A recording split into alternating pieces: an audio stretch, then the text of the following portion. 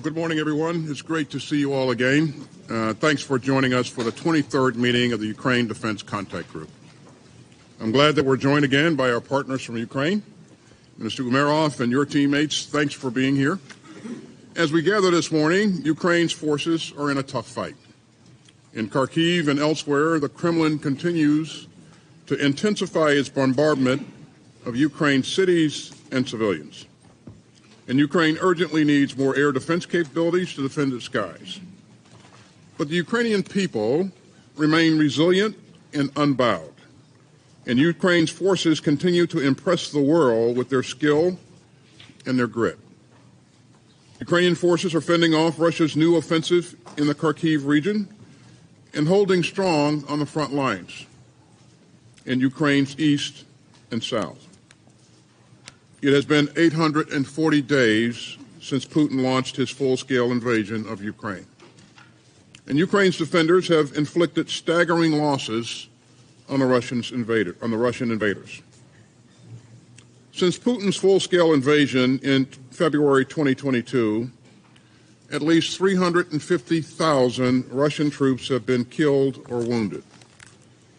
Ukrainian forces have sunk, destroyed, or damaged 24 Russian vessels in the Black Sea.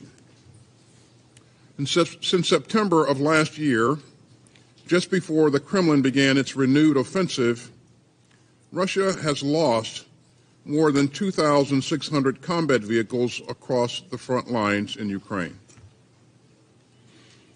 As Russian invaders move forward west of Avdiivka, they lost more than 160 combat vehicles there in May alone.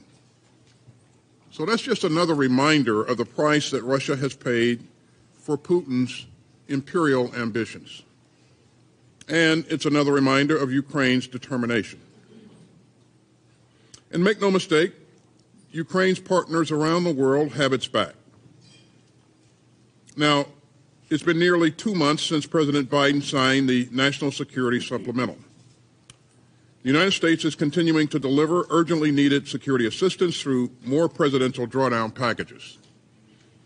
Since the supplemental became law, the United States has already delivered tens of thousands of artillery rounds, thousands of anti-tank mines, hundreds of GMLRS and anti-tank weapons, and more air defense capabilities to help Ukraine repel Russian forces near Kharkiv.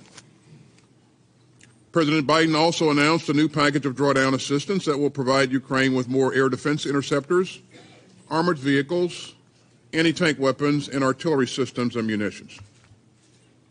I am proud that this contact group has committed more than $98 billion in security assistance to Ukraine since February 2022. And this coalition continues to find innovative and sustainable ways to rush in critical capabilities to meet Ukraine's most pressing needs. Let me highlight just a few of them.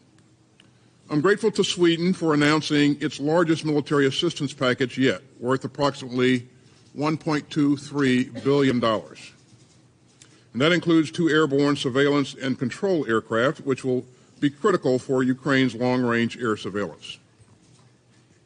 I'm also grateful to our host in Belgium, who have committed to deliver 30 F-16 fighters to Ukraine by 2028, as well as an additional $1 billion in military aid this year. And I'd like to thank Spain for its recent pledge of more air defense missiles. And so countries are moving at flank speed to get Ukraine the capabilities that it so urgently needs. And we must keep doing so. We must keep finding new solutions, especially for Ukraine's air defense challenges.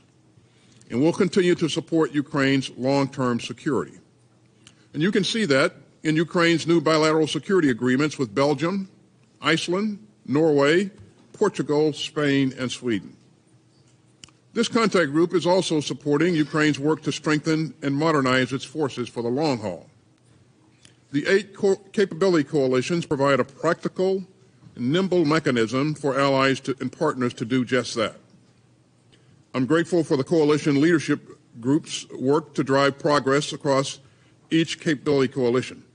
And just yesterday, the coalition leadership group met to discuss the next steps to meet both Ukraine's short-term needs and its long-term requirements. And I look forward to hearing updates today from the Drone Coalition. The Drone Coalition is working to help Ukraine fend off Russian aggression today and deter Russian aggression tomorrow. For its long-term security, Ukraine needs a robust, effective, and self-reliant defense industry. So the United States is working closely with this contact group to strengthen Ukraine's defense industry and to foster joint projects. Now, we've got a lot of work ahead, and fortunately, support for Ukraine is growing and not waning. In fact, I'm pleased to welcome Argentina as a new member. Minister Patry, I'm glad to have you with us. And ladies and gentlemen, this is a critical moment. The stakes of this war are high, and Ukraine's survival is on the line, but so is all of our security. None of us would want to live in a world where Putin prevails. We would all be less secure if tyrants think that they can trample borders and cow their neighbors. So we have a lot to do. But I am confident that this coalition will continue to rise to the challenge. Again, thanks for being here today. And with that, we'll pause for a moment while our friends in the media depart. Thank you.